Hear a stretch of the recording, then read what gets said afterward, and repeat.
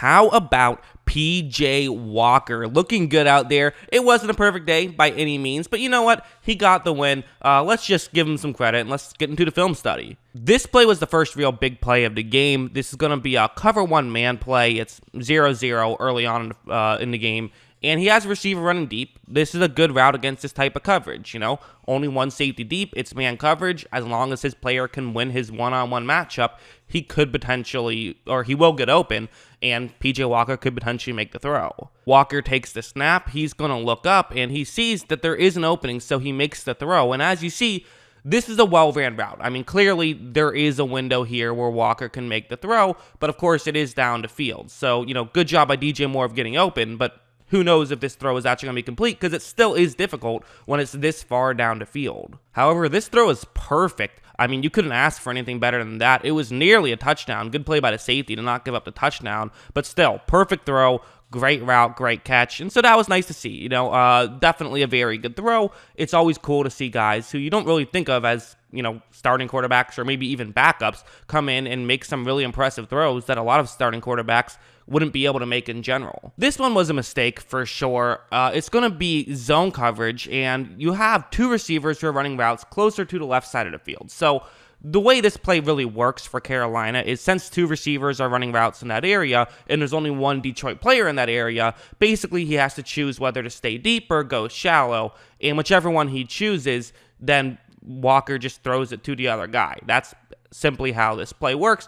And so once this ball is snapped, watch what happens. Walker takes a snap, he looks up, and honestly, this Detroit player, he's doing a really good job at staying in a position to where he can kind of take away both Carolina players. He's still in position that if Walker throws it deep, then he can knock it away, whereas if Walker throws it shallow, he believes he can run up and make a quick tackle. So really good job by him. Great positioning. Oftentimes, a defensive back's number one job is just positioning more than anything, and he's in great position here. So for Walker, he now has to make a decision. He could throw it somewhere else. He could wait, but he doesn't have much time left, and so he pretty much has to throw it now.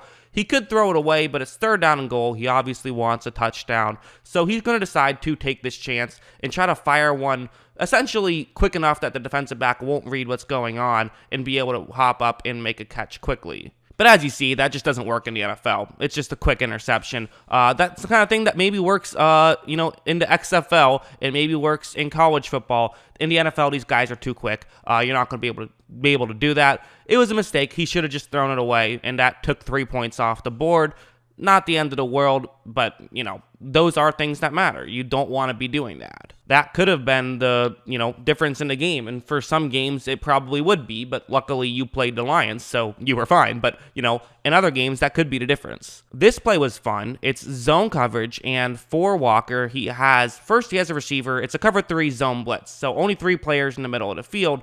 One of his receivers is going to run just a little flat route, which is going to take away the Detroit player who's in charge of covering that zone, meaning that when another receiver runs into that zone, then he could get open. There will be a big gap in coverage unless another Detroit player notices this and clogs up the gap in coverage. Once this play starts, it's working except for one thing. You notice a Detroit player is now dropping back into coverage. They were faking as though this is a cover blitz, but instead, it's actually not a blitz, and he's going to drop back into coverage. So now, a window that would have been wide open is a lot less open because Walker's going to have to throw it over the Detroit player. And honestly, I'm not even sure if Walker notices this here. As you see, Walker makes a perfect catch, so it didn't matter. I really don't know if Walker noticed that. It might have just been lucky, or it might have just been a really good play.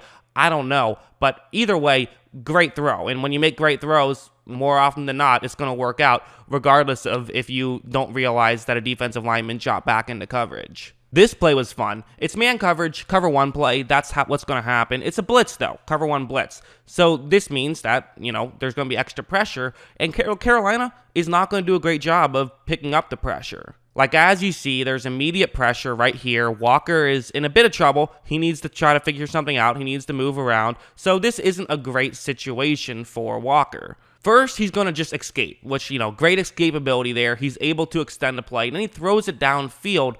But you look downfield and there is not a ton of separation whatsoever. This is a tough throw to make, especially when you're throwing on the run. I mean, there's little to no separation, and he's not just throwing off balance. I mean, he's full-on sprinting to the other side of the field and then makes a throw. This is an incredibly high degree of difficulty play. However, it's going to be complete anyways. Just an incredible play. Really good. And Walker was able to do that a bit. He was able to make some jaw-dropping plays. So that's what's kind of impressive to me about what I saw from Walker, is he was able to make some plays that other quarterbacks weren't able to make.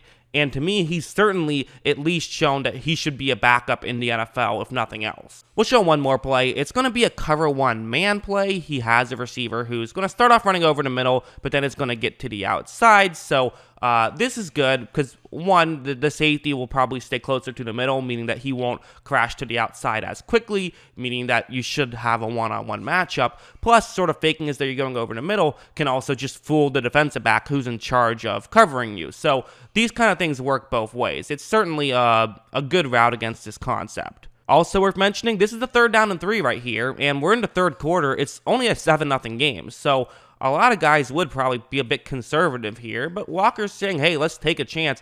I like this route. Let's see what happens. And first things first, right when this ball is snapped, you're going to notice, look at how out of position the Detroit Lion defensive back who's in charge of covering Curtis Samuel, that's the Carolina receiver, in the area. He has his hips completely turned toward the middle of the field, so Samuel now knows when he cuts to the outside, he can get wide open. Just really good route running from Samuel more than anything. Samuel gets open, but also watch this throw. Just a perfect throw. Couldn't ask for anything better. Great route running for sure, but also a good throw, so both guys did their job on that one. Really well done. So yeah, I mean, again, PJ Walker, he ended up throwing 2 interceptions. Both were his fault, but at the same time, he did a lot very well as well, and to me, he showed that he should at least be a backup quarterback in the NFL. I know that's not necessarily too exciting, but I don't know, I think it's exciting. It's fun to see. Obviously, PJ Walker is not the reason that the Panthers won this football game. It was 20-0. It was the Panthers' defense playing well and the Lions not playing well.